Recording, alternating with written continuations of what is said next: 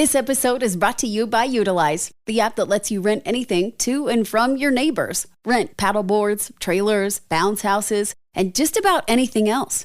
You can turn it into an easy side hustle by renting out the stuff you already own. Best of all, it's a greener way to live because you don't need to buy the party supplies, outdoor gear, or tools that you'll only use once or twice. Now just rent them, all for less. Download the app today. Utilize. YOODLIZE.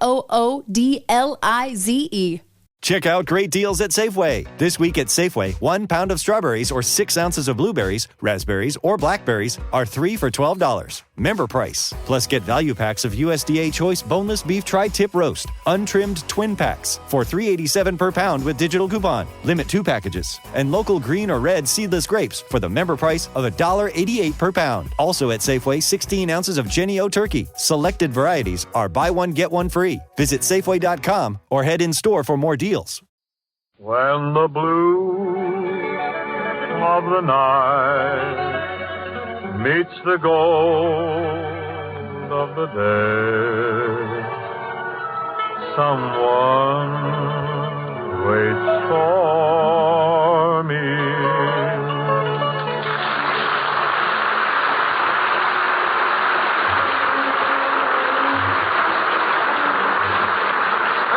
Carpenter welcoming you to Philco Radio Time, produced and transcribed in Hollywood with John Scott Trotter, his chorus and orchestra, the Charioteers, Skitch, Henderson, and starring Bing Crosby.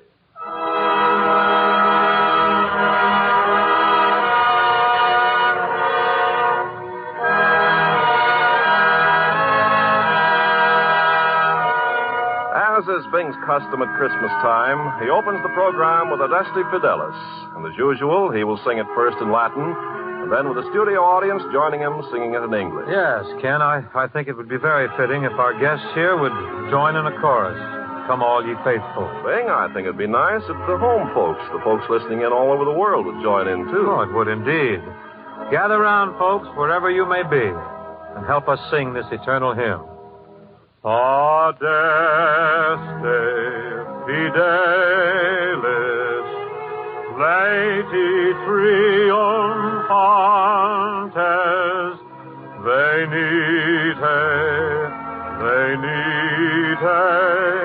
in Bethlehem.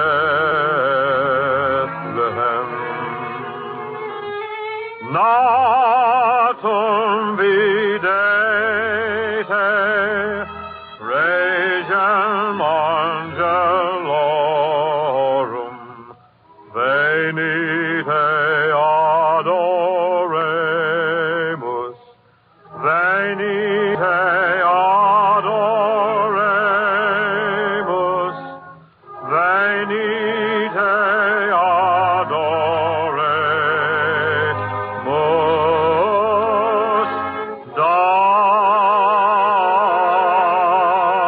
Dominum.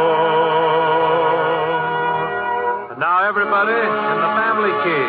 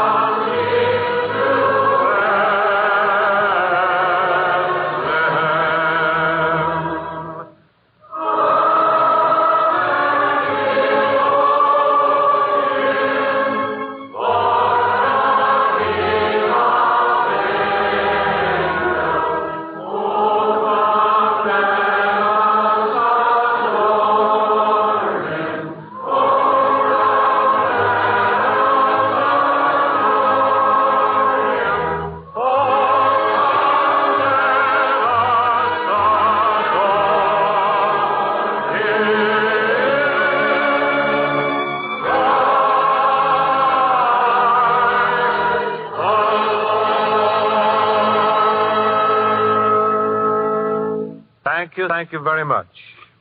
Skitch Henderson has jetted in for the holidays, and he now joins me in Mel Torme and Bob Wells' musical Christmas card, The Christmas Song. Art ready, Lyle?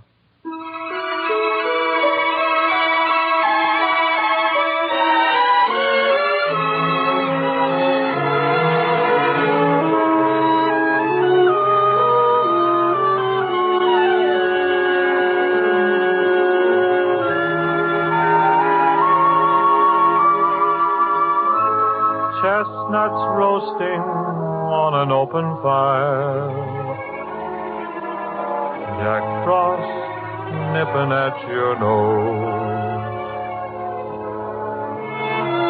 Yuletide carols being sung by a choir, and folks dressed up like Eskimos. Everybody knows a turkey and some mistletoe help to make this season bright.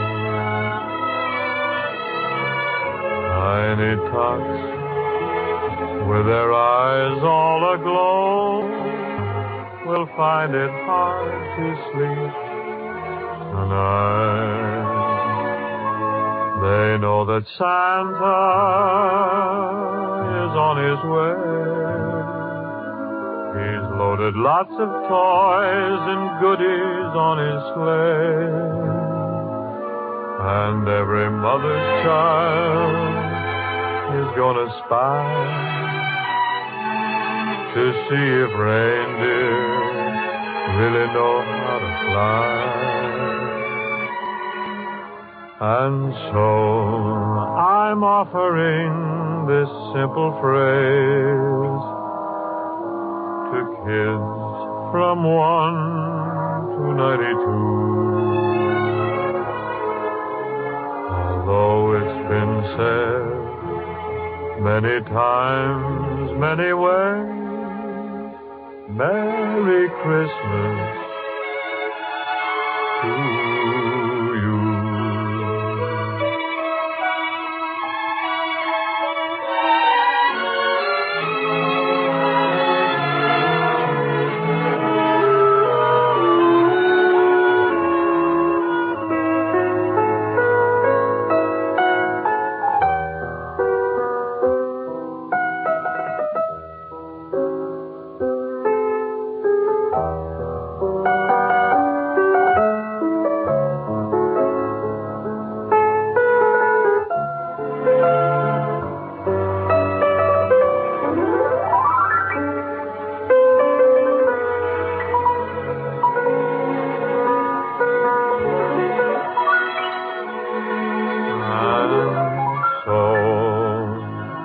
Offering this simple phrase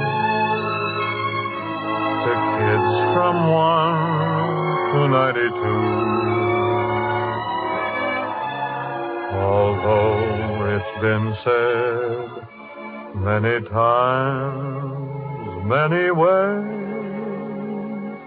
Merry Christmas to you.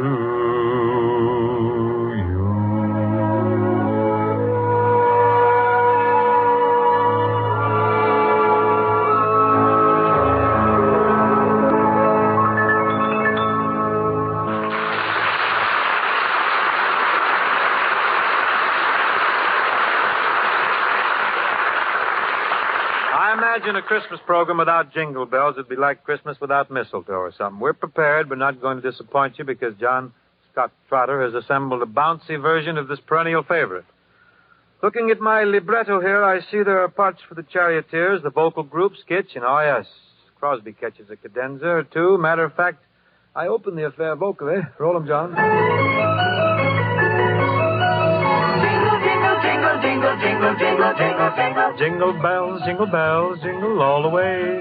Oh, what fun it is to ride in a one-horse open sleigh. Jingle bells, jingle all the way. Oh, what fun it is to ride in a one-horse open sleigh. Dashing through the snow in a one-horse open sleigh. O'er the fields we go, laughing all the way. Bells on bobtails ring, making spirits bright. What fun it is to ride and sing a sleighing song tonight. Jingle bells, jingle bells, jingle all the way. Oh, what fun it is to ride in a one-horse open sleigh. Jingle bells, jingle all the way. Oh, what fun it is to ride in a one-horse open sleigh.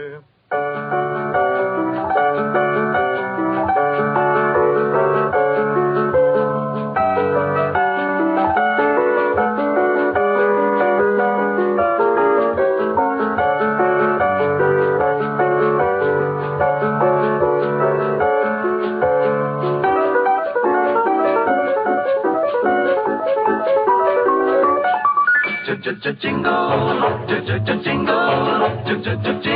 jingle all the way. Oh, what fun it is to ride in a one-horse open sleigh. Jingle, jingle, jingle all the way. Oh, what fun it is to ride in a one-horse open sleigh. Jingle bells, jingle bells, jingle all the way. Oh, what fun it is to ride in a one-horse open sleigh. Jingle bells, jingle all the way. Oh, what fun it is to ride in a one-horse open sleigh.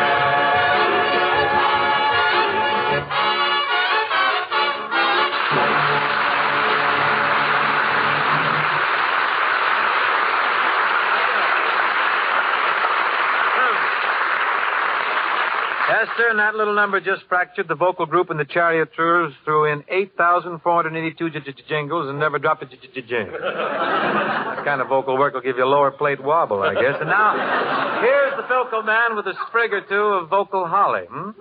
And a hunk of mistletoe to you, Bing, from your ever-loving sponsor. Say, the goose really hangs high here tonight. Mm-hmm. What's your Christmas Eve message for 1947, kid? Just the season's greetings to our friends everywhere on behalf of Philco, its distributors and dealers. Wonderful. Let's parlay that with a Happy New Year for 1948. Yes, from all of us on Philco Radio Time, sincere good wishes for the Yuletide and the coming year. My, we're certainly full of greetings tonight, aren't we? Nothing to sell? Not a thing.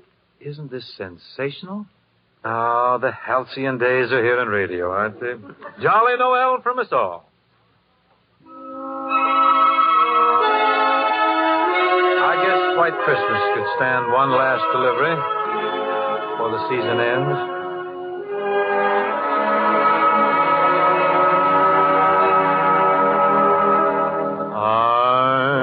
I'm dreaming of a white Christmas, just like the ones I used to know,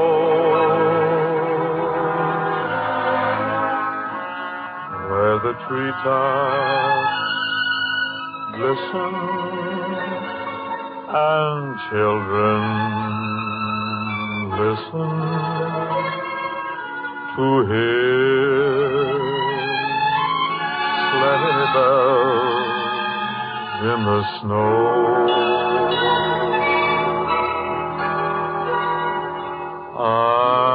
I'm dreaming of a white Christmas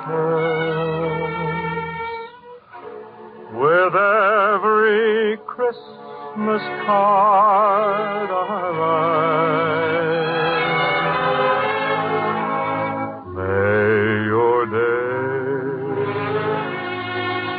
Be merry and bright,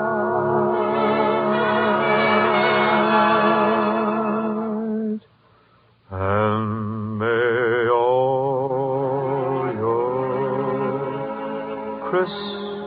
Christmases be white.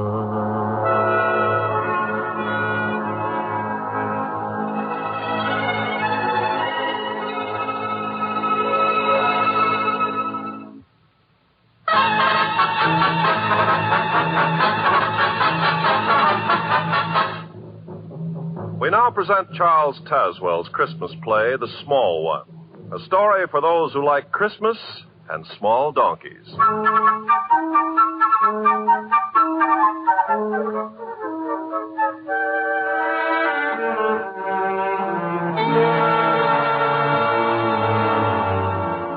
The same winter sun that dances on the winter snows up north sprawls indolently at ease in the thick white dust of El Camino del Norte, Old Mexico. A passerby, weary from the heat, has paused to rest in the cool, dripping shade of a pepper tree and has dropped off to sleep. He's suddenly awakened by the shrill voice of Pablo, aged 10, who stands with bare brown legs wide apart in the center of the road and bitterly addresses a small, discouraged, disreputable donkey. A donkey? A donkey you call yourself a stupido. Fine animal with 4 stout legs, one on each corner. A most splendid tail to shoo off the flies. And a most handsome head stuck on the front to point the way you're going. I see. And what use do you make of this excellent equipment the good God has given you? Nothing. Absolutely nothing. You're a disgrace to all the donkeys of Mexico, of all the world, of all... Pablo. See? Oh, buenos dias. I did not know that... What's all the commotion here, young man? What has the poor beast done that you should be so angry? But nothing. Well, then why are you... Then that is all he wants to do, ever. Here it is but 2 days until Christmas, when a load of wood could be sold in the village to buy gifts and a candle. But does that matter to this one? No, he cares for nothing, but nothing. Well, a donkey's a donkey, Pablo. They're all the same. But why? Why of all beasts should a donkey be so stubborn? Stubborn? Oh, no, Pablo. That's wrong. But he's always... I know. Everyone says they are. They curse them and they belabor their backs with sticks and they call them stupid, but that's because they don't know the truth about little donkeys. The truth? Yes. It's really not stubbornness, but pride that makes small donkeys so aloof. No wind, sun, rain, pain, or adversity can touch them. You see, their pride is a shield against all the discomforts man or the elements can offer. But what has a donkey to be proud of? Oh, a great deal, Pablo. Bring your small beast over here in the shade. I'll explain. Come along, Cupido. Listen. Listen, Pablo, do you hear that? Only a small donkey can make that sound with his hoofs as he walks on the stones of the road. No other beast can do it. Sit down. Sit down, my son.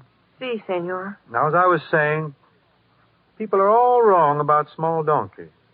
A very long time ago, a great honor came to one of them, an honor so great that it lifted him and all his descendants to an exalted place. A place that you or I or all the world might envy. Ever since that time, every small donkey has been content to stand and drowse in the sun or the shade. For he alone of all animals, of all men, has already fulfilled his destiny. His destiny, senor? Yes. You see, once upon a time there was a small donkey. He was 14 unhappy years old, and he had worked hard and long for at least twice 14 masters. He was battered and scarred, and he presented a most distressful appearance. His tail was naught but a piece of limp rope unraveled down at the end. One of his ears stood straight up like a cactus plant, while the other hung drooping like a wilted cabbage leaf. His off hind leg had a decided stiffness. What was his name? They called him the Small One. His latest master was a woodcutter who also owned 4 younger and therefore stronger donkeys, but Small One was the special charge of the woodcutter's son.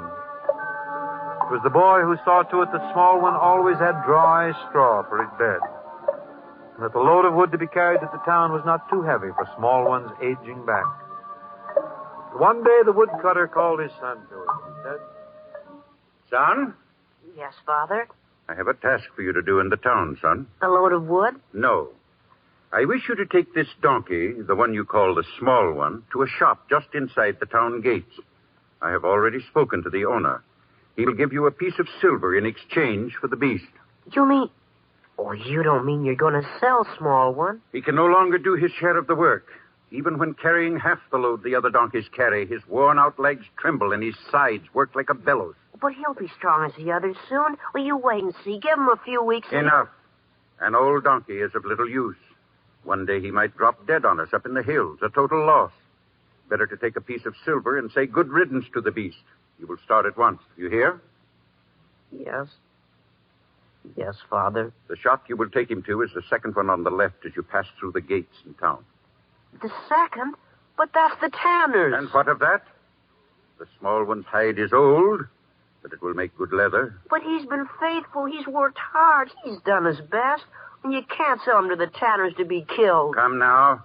I'll have no tears. No crying over a miserable donkey. Hurry, be off with you. And take good care not to lose that piece of silver on the way home. And so, Pablo, the small boy and the small donkey began their sorrowful journey into town. The boy was heartbroken. He cried for a while. And then he tried desperately to think of some way to save his friend. The sound of the small one's hoofs on the road seemed to say over and over again, going to the Tanners, going to the Tanners. Suddenly it came to the boy's mind that there was a horse market in the town. If he could sell Small One to some new and kind master, the little donkey would still live, and yet the father would also have his piece of silver.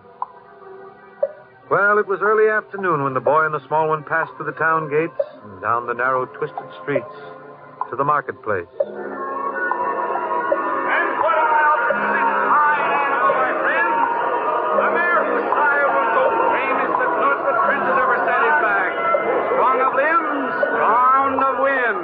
Who'll start the bid at 50? 50! 50 it is!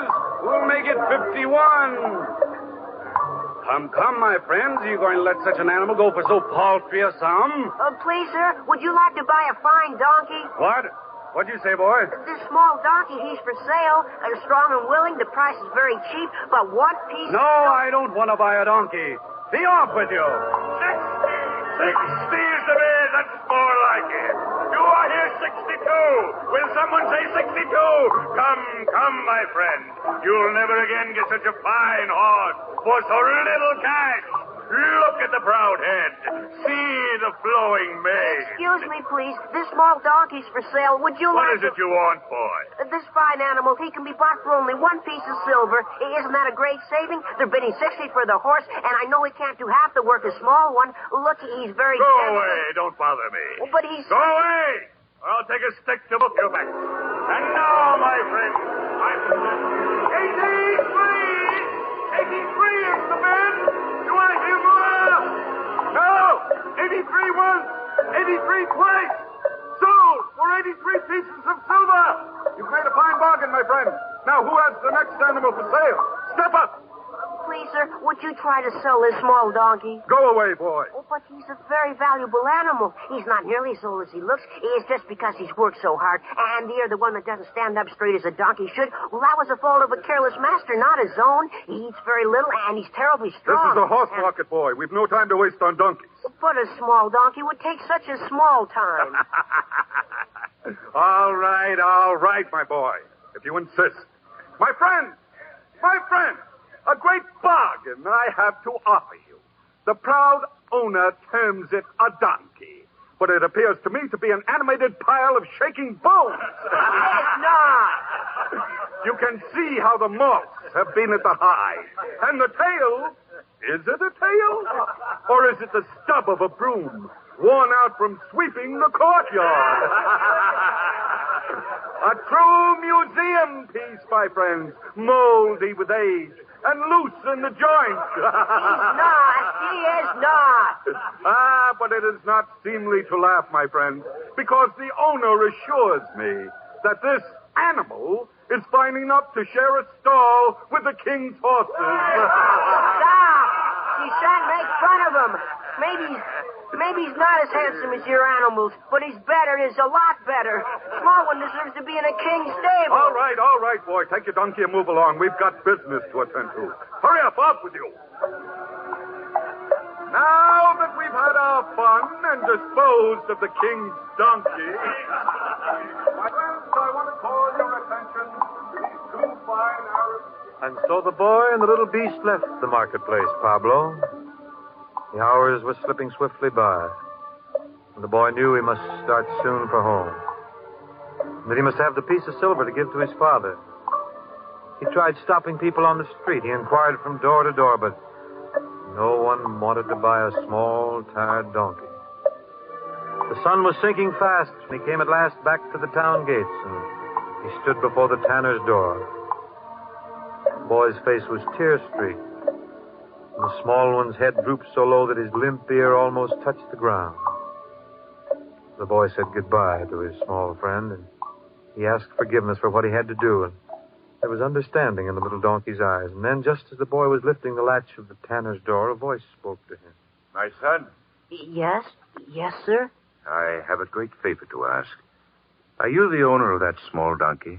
Oh, yes, sir. I have a long journey to make. My wife is not well. I have great need of a strong, gentle animal to carry her safely. Well, small one's very strong and very trustworthy. Yes, I can see. Would you sell him to me? Yes. Oh, yes, sir. But for 1 piece of silver. 1 piece of silver? Is that too much, sir? Too much? Oh, no. A very reasonable price for such a beautiful animal. He's not very beautiful, but he's good. Yes, I can see that. I'll be kind to him. I promise you that. Well, then he'll work so hard to please you. Here's your piece of silver. Come, small one. Do you mind if I come as far as the town gates? You see, the small one and I... Not at all. You'll want to say goodbye to him, of course. You can do that while I see my wife safely on his back. Here we are. Easy, small one. Goodbye, small one. You must be very faithful, and it isn't forever, you know. When I grow up and earn many pieces of silver, I'll buy you back, and you'll have a fine stable and nothing to do at all but sleep and eat. Won't that be nice, small one? All right, my son. We're ready to go. Wait, traveler. Yes, soldier? I must make out the record before you can pass through the town gates. Who are you? My name is Joseph. And your wife? They call her Mary. Your destination? Bethlehem. Pass. Come, small one. Goodbye, son. Goodbye. Goodbye, small one. Be gentle and sure of foot. And carry her safe to Bethlehem. So Pablo the small one traveled the many weary miles to Bethlehem. There in a stable which became a king's stable, he saw a king born. A king of men, of centuries, of life, of death. Yes, the small one's tired old eyes saw the shepherds and the wise men who came to pay homage to his small master. And he heard the voices of angels rejoicing, singing the very same notes his hoofs had rung out on the stones of the road. And then it came to pass that all those who had laughed at his ragged coat, his limping gait, and his drooping ear, they all envied the small one, for he was part of a great miracle. It was a long, long time ago, Pablo, my son, but today all small donkeys stand and they dream, especially at Christmas time. They dream of the small one of Bethlehem.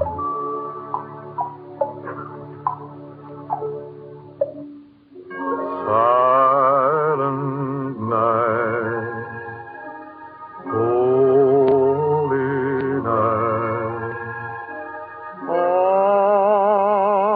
is calm, all is bright, round yon